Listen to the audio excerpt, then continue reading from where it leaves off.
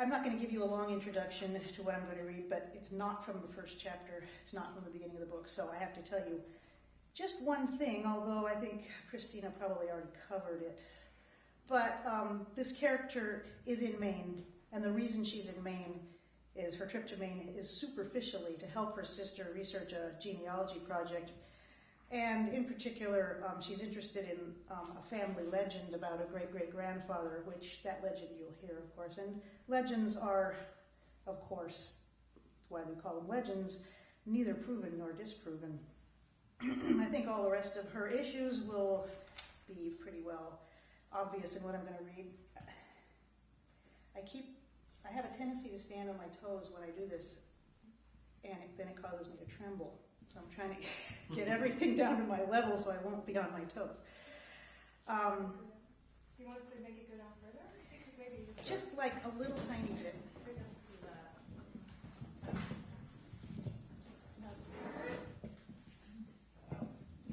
Okay, there.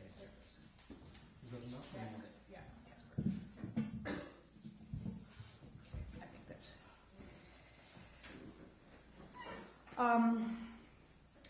The only other thing I'll say is that, well, two things.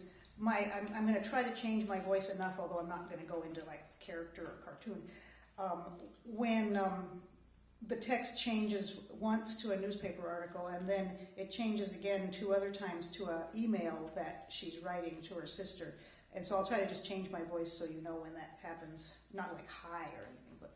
And then I also decided for tonight that I was going to take one of my favorite paragraphs out of the end of the book and just stick it at the beginning of this, just for the hell of it. So we'll see how that goes. You might imagine that your ancestors on a tranquil seaport island, shaping their lives from the ocean and the land around them, couldn't or wouldn't experience any of the scary kinds of things we're aware of now.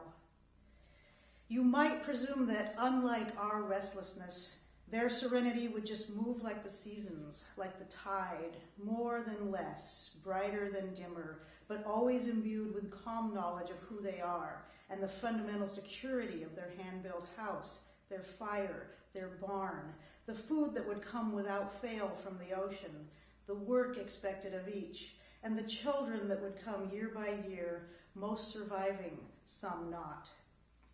And some mothers would not either. But the traumas of the times, whether it's witnessing ships go to pieces before their eyes, drowning and freezing hundreds of bodies that would never wash ashore, husbands, sons, lovers, cousins, brothers, some of them were men or boys who never wanted to go to sea, or bleeding out the remains of a past and a future. Should they just accept these as predictable parts of their domain? Or was their horror equal to jet crashes and military destruction? Can the loss of a lover, the compelled agreement to give oneself to another as a wife, the loss of who you were and who you could have become, be the same as what soldiers and rescuers undergo?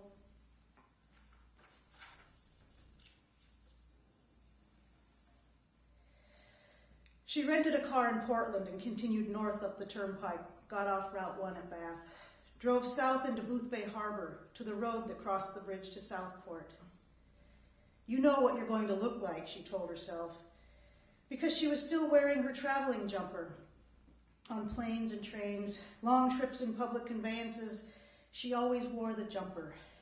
Shin-length house dress style with no waist, it just hung from her shoulders, a loose A-frame with a simple white t-shirt underneath. Not to assume the stylish appearance of the bohemian city girl, but because if she had a seizure, she wouldn't strangle in straps, buttons, and zippers. Her clothing would already be loose. No need for any strangers to be undressing her. But as she drove into the little cluster that was West Southport, general store, post office, graveyard, meeting house, and grade school, all surrounding a flagpole and a crude travel circle, she thought she would probably look more like a stressed Bostonian office worker who'd run from her cubicle, jumped in a car, and driven 2 hours to find corny solace from big city life at a lonely lighthouse outpost. Or like novels her sister Martha sent her. Tam called them pastoral feminism. where a woman recovering from trauma goes off to live alone in the woods, her shapeless house dress flapping around her legs as she walks beside a lake and gazes off into the hazy scenery. Suddenly there it was, the lighthouse, still a way off on a point of land visible across a rocky lagoon of angry, choppy water, separated from the road only by a small crescent of sandy shoreline. Martha had also sent the badly Xeroxed fragment of newspaper folded in the pocket of Tam's jumper. A March blizzard took Sheepscot Bay by surprise in 1895. Since any ship off the coast might seek a harbor refuge during a storm, lighthouse keeper Marr lit the tower lantern at Hendrick's Head. Marr and his wife, wrapped in heavy woolens, stamped their feet and slapped their arms to keep warm in the captain's walk of the lighthouse. As they shivered with cold, they suddenly saw through the dense snowstorm the faint outline of a ship coming up Sheepscot Bay. Apparently, the captain of the ship didn't see the lighted lantern of Hendrick's Head. Before he could prevent a disaster, his ship crashed on rocks about a mile away at the tip of Southport. Marr rushed down the lighthouse stairway and out onto the rocky shore to see if he could launch his dory and possibly make a rescue. Only when he saw that the rocky shore was being swept by 10 to 15-foot breakers did he realize that no dory or human being could long survive in the angry sea. To brighten the fading hopes of the persons aboard this wreck, Marr and his wife built a huge bonfire on a high rock as a signal that the ship had been sighted. Next, Marr surveyed the shore to see if any wreckage was coming in. He observed a large bundle drifting. Heavy seas mercilessly pounded the badly damaged ship. Gigantic waves swept wildly over persons clinging to the rigging. The cold seawater and zero temperatures soon froze helpless human beings to the ratlines of the ship's shrouds. Then Marr ran to his boathouse and grabbed his boat hook and some line. Mrs. Marr securely fastened one end of the line around his waist. The pair ran along the shore to a small beach where the bundle was rapidly coming ashore. Wading into the furious surf, Marr finally made fast his boat hook to one of the fastenings of the bundle. As he did, a huge wave tossed him and the bundle toward the beach. Marr lost his grip on the boat hook, but seized one of the bundle's fastenings and dragged it out of reach of the next breaker. After getting his breath, Marr discovered that he had retrieved 2 feather beds from the angry waters of Sheepscot Bay. He cut the fastenings and found, to his amazement, a wooden box. And from the box came the screams of a baby. The Navy Times, 1955. Just past the beach, a dirt road angled off, leading onto the point toward the lighthouse, but the dirt path was chained closed. A sign planted in the winter bare coastal shrubs, "The lighthouse is private property." So Tam backed up, parked in front of the beach, dug a sweater out of her suitcase, and got out into the gusting wind. She edged around the posts holding the chain and walked up the path toward the lighthouse, her skirt whipping against her bare legs, just like a scene in a movie. A woman clutching a cardigan around her upper body, her loose corduroy dress flapping like a flag, her shoulder-length hair lifted and streaming behind her, then across her face, likely waiting for, even expecting, the improbable appearance of some particular man.